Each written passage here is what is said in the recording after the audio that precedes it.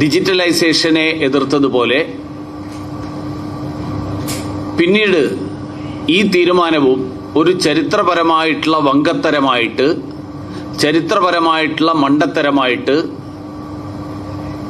സമൂഹം വിലയിരുത്തും എന്നുള്ള കാര്യത്തിൽ യാതൊരു സംശയവുമില്ല.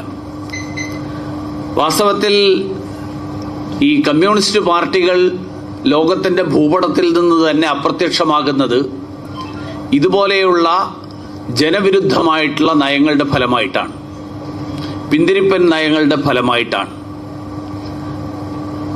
ഈ തീരുമാനത്തിന്റെ പിന്നിലുള്ള കാരണം നരേന്ദ്രമോദി എന്ന പ്രധാനമന്ത്രിയോടുള്ള വൈരാഗ്യം എന്നുള്ളതിനപ്പുറത്ത് മറ്റൊരു കാരണവും വസ്തുനിഷ്ഠമായിട്ട് വിലയിരുത്തുന്ന ഒരാൾക്ക് കണ്ടെത്താൻ കഴിയില്ല.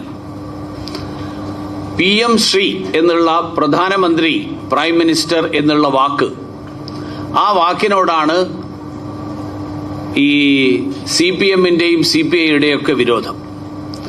പ്രധാനമന്ത്രി നരേന്ദ്രമോദിജിയുടെ വികസന പദ്ധതികളോട് സഹകരിക്കില്ല എന്നുള്ള പിടിവാശിയാണ് ഈ രണ്ടു കൂട്ടരെയും നയിക്കുന്നത്.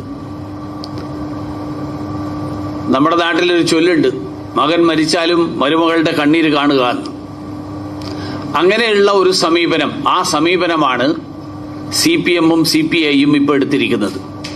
കുട്ടികളുടെ അവകാശങ്ങളും കുട്ടികളുടെ ഭാവിയും അതൊക്കെ ബലികഴിച്ചാലും കുഴപ്പമില്ല, ഇവരുടെ വാശി, നരേന്ദ്രമോദിയോടുള്ള വൈരാഗ്യം, ആ വൈരാഗ്യം, ആ പക വീട്ടുക എന്നുള്ള ഒരൊറ്റ നയത്തിന്റെ അടിസ്ഥാനത്തിലാണ് ഈ പുതിയ തീരുമാനം എടുത്തിരിക്കുന്നത്.